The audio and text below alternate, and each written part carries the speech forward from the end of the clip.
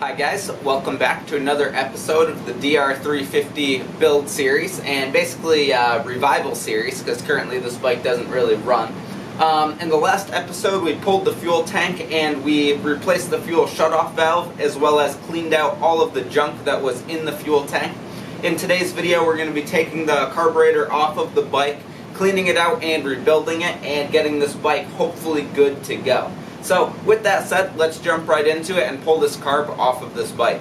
The first thing to do here is to loosen these Phillips head screws that'll release these hose clamps and make it so you could get this carburetor out of place here. And then the next thing to do is to release these throttle cables. So I'm just going to go grab a small wrench and undo those nuts there, and then get this cable off of there, and then we'll be able to get this carb out of the bike.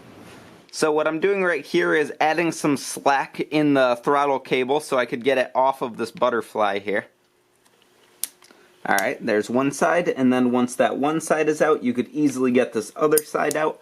And I don't know if I mentioned it, but that's a 10mm, so you just need a 10mm wrench to get that off. Then you could go ahead and lift that out of place, get that one out of place, and now the carb is basically free to come out. So now we just have to pop off those boots, and then the carb will be off of the bike. You can feel it working its way free over here.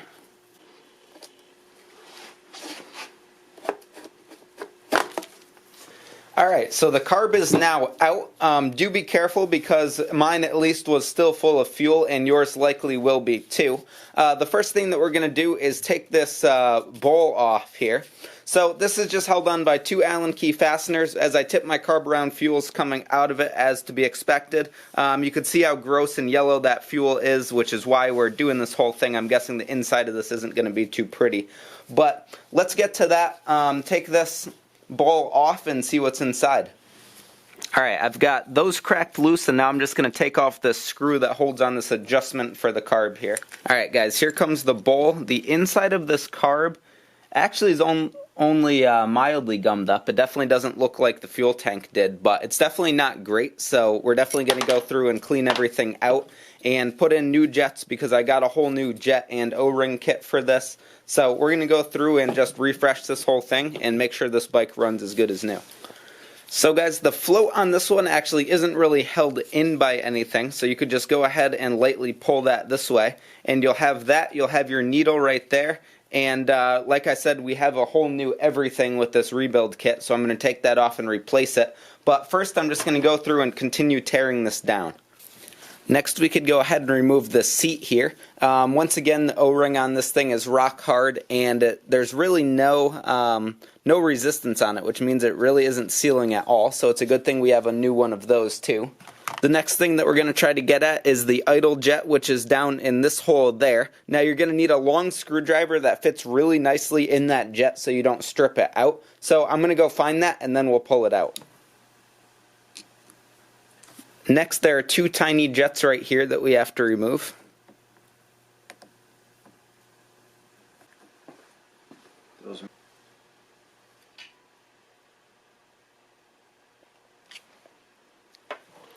Alright, 1.75 turns.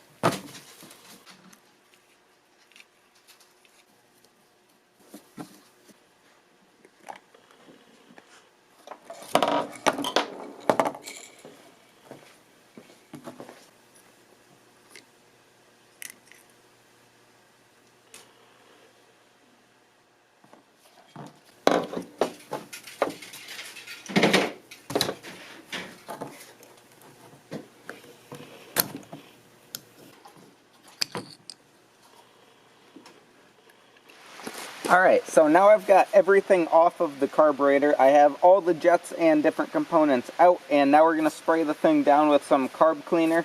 This is going to break down all the gum that's in there and also clean out any passageways. So you want to wear gloves and at least glasses or a face shield for this, so you don't get any of this in your eyes. And then you can just spray the stuff down, let it soak a bit, and then we'll just go from there, and it'll just take the gum right out.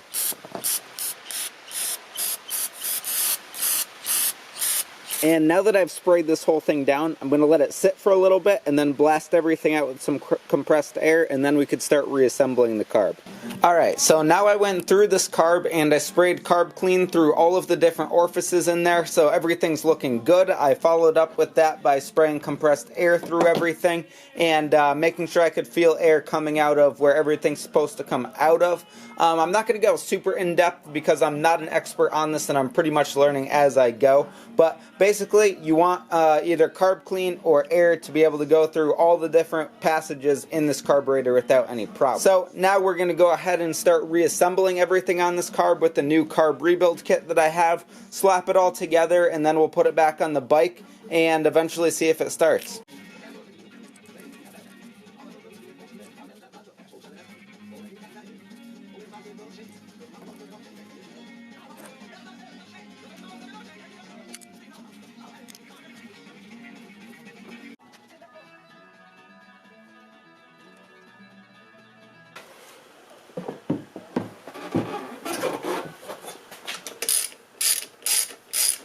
Alright, so now that carb is all rebuilt and back in place. I did have a little bit of trouble getting those boots back on because they're old and rock hard. So it was a bit of a struggle, but the thing's back on there now. The very last thing we need to do is plumb the lines coming from the fuel shutoff valve to the carburetor, and then we'll be able to throw fuel in the tank and see if this thing starts.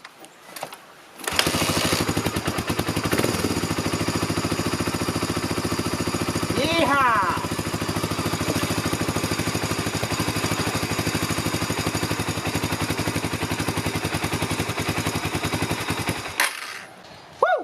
Alright, now we gotta get it to stay running. Alright guys, of course I turned the camera off and then kicked it over, and now it's actually running and not dying.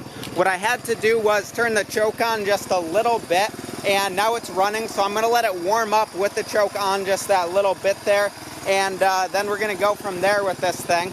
Right now I started it without any starting fluid. I just kicked it over and it started up okay. So yeah, I'm going to let the thing warm up and then see if I could rev it a bit.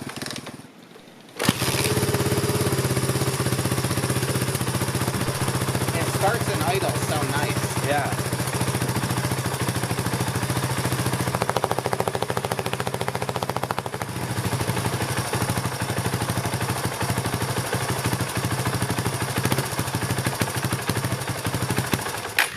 It started to go. So guys, the air filter didn't fix the problem as you saw, but I did need an air filter on anyway, so I'm not unhappy that I bought that. As you could tell, probably based on the fact that I got my helmet and boots on, I did figure out the problem. So the problem that I was having with this thing is that the needle needed to be spaced up to sit higher in the carburetor.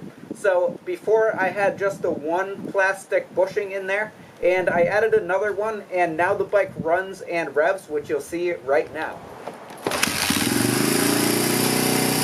First kick.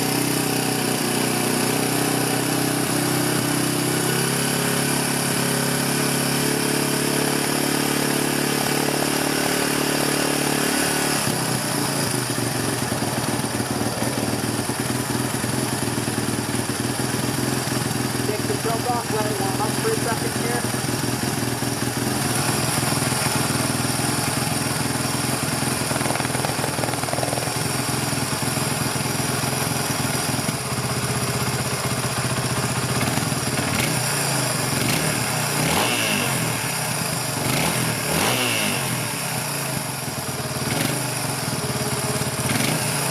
So guys, I'm extremely happy to finally have this bike running. I thought I was doomed there for a little bit after pulling the carb 3 times and not really making any progress. So yeah, I'm super excited that it's working.